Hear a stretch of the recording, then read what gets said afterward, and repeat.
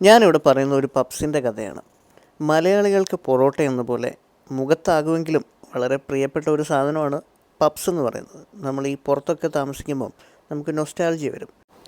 പണ്ട് ബാംഗ്ലൂർ ജോലി ചെയ്തിരുന്ന കാലത്ത് നവാസിൻ്റെ ഇന്ത്യൻ ബേക്കറിയിൽ ജംഷി മുറിച്ച് തരുന്ന കുറേ പപ്സ് കഴിച്ചിട്ടുണ്ട്. പപ്സും ചായയും.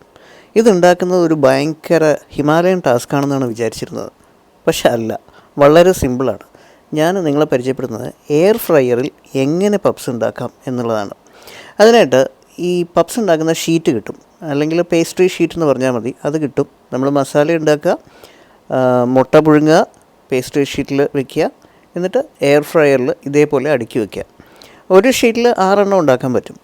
ഇതേപോലെ അടുക്കി വെച്ചതിന് ശേഷം അതിൻ്റെ മുകളിൽ നല്ല കുറച്ച് മുട്ട ബീറ്റ് ചെയ്തിട്ട് ആ മുട്ട അങ്ങ് തേക്കുക. തേക്കുന്നത് എന്തിനാണെന്ന് വെച്ച് കഴിഞ്ഞാൽ ഭയങ്കര ഗ്ലേസിങ് ഉണ്ടാവാൻ വേണ്ടിയിട്ടാണ് ഈ മുട്ട തേക്കുന്നത്. നമുക്കിതിൻ്റെ അടിയിൽ വേണമെങ്കിൽ ബട്ടർ പേപ്പർ വെക്കാൻ കേട്ടോ. ബട്ടർ പേപ്പർ വെച്ചില്ലെങ്കിലും കുഴപ്പമൊന്നുമില്ല. എന്നിട്ട് നേരെ എയർ ഫ്രയറിലേക്ക് തള്ളുക. നമ്മൾ ഉപയോഗിക്കുന്ന MIയുടെ എയർ ഫ്രയറാണ്. ഇതിനകത്ത് കുറേ ഓപ്ഷൻസ് ഉണ്ട്.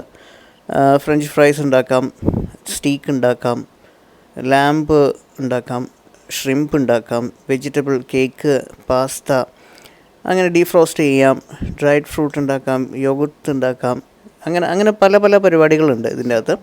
നമ്മളിത് നേരെ മാനുവലിലേക്കാണ് സെറ്റ് ചെയ്യേണ്ടത്.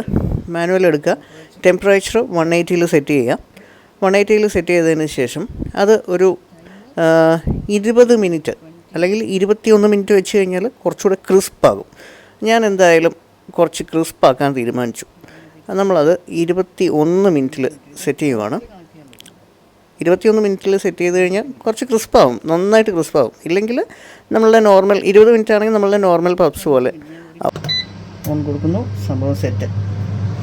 ഇനി 21 മിനിറ്റ് കഴിഞ്ഞിട്ട് നമുക്ക് കാണാം.